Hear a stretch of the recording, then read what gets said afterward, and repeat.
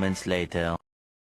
Hai, Assalamualaikum warahmatullahi wabarakatuh. Perkenalkan, nama saya Nurul Fajriani dengan NIM 240901500012. Nah, kali ini kita akan membahas materi bab 2 tentang sistem informasi akuntansi.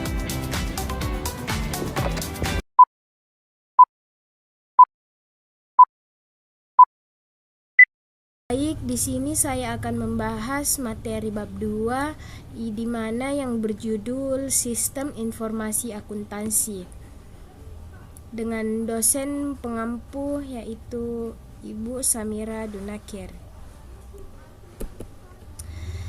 Di mana pada materi ini saya akan membahas dua, yaitu yang pertama sistem informasi akuntansi dan yang kedua siklus akuntansi. Nah, adapun pengertian sistem informasi akuntansi yaitu dalam bidang akuntansi sistem tersebut disebut sebagai sistem informasi akuntansi atau biasa disebut dengan SIA. Dalam bentuk sederhana hingga yang canggih, secara umum SIA membantu manajemen perusahaan untuk mengumpulkan data-data keuangan, mengolah menjadi informasi yang bermanfaat bagi pengguna dan menghasilkan laporan keuangan. Nah, sistem informasi akuntansi ini terbagi menjadi dua bagian, yaitu yang pertama ada persamaan dasar akuntansi dan yang kedua itu ada laporan keuangan. Nah, apa sih persamaan dasar akuntansi? Ketika melakukan pencatatan akuntansi, ada istilah yang paling sering disebut, yaitu debit dan kredit secara harafiah. Nah, pencatatan ini menggunakan akun, yaitu yang pertama ada aset, liabilitas, ekuitas, pendapatan, dan beban, di mana jika aset berada di posisi debit, dia bertambah, dan sebaliknya. Jika dia berada di posisi kredit, maka aset itu berkurang. Nah, akun liabilitas ketika dia berada di posisi debit, dia akan berkurang. Nah, jika dia berada di posisi kredit, dia bertambah.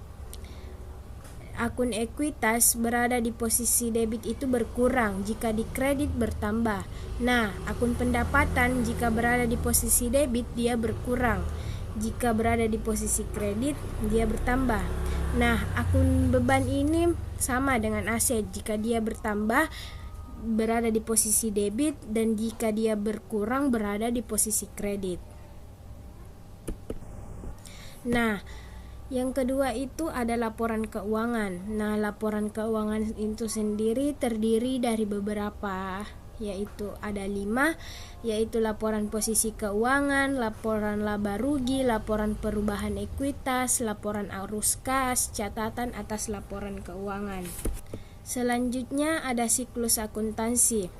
Seperti yang diilustrasikan pada gambar di atas, merupakan keseluruhan proses yang dilakukan oleh entitas untuk mengolah data-data keuangan hingga menjadi informasi yang bermanfaat bagi pengguna untuk mengambil keputusan.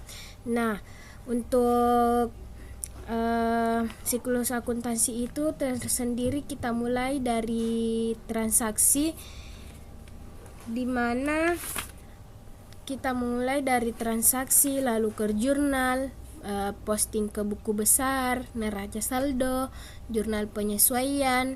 Setelah itu neraca saldo setelah penyesuaian. Nah, di sini lalu kita menginput semua yang sudah kita posting ke buku besar, neraca saldo, lalu kita mengolahnya ke laporan keuangan. Setelah laporan keuangan, jurnal penutup, neraca saldo setelah penutup, jurnal pembalik. Nah, di mana transaksi merupakan peristiwa atau kejadian dalam perusahaan yang memiliki dampak moneter atau konsekuensi keuangan.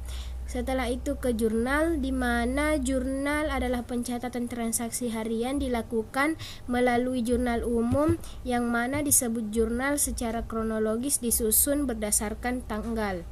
Nah, lalu kita ke buku besar. Pemindah bukuan atau bisa dinamakan dengan posting merupakan langkah-langkah untuk melakukan klasifikasi akun-akun yang sesuai di dalam buku besar atau ledger. Neraca saldo disusun berdasarkan saldo normal, akun debit, kredit. Nah, jurnal penyesuaian itu adalah pengakuan pendapatan dan beban. Selanjutnya setelah itu kita ke laporan keuangan. Nah, laporan keuangan itu neraca saldo disesuaikan yang telah disusun segera dipilahkan agar dapat disusun menjadi laporan laba dan posisi keuangan. Nah, itulah tadi presentasi dari saya. Mohon jika ada kekurangan dan kelebihan mohon dimaafkan. Sekian dari saya. Wassalamualaikum warahmatullahi wabarakatuh. A few moments later.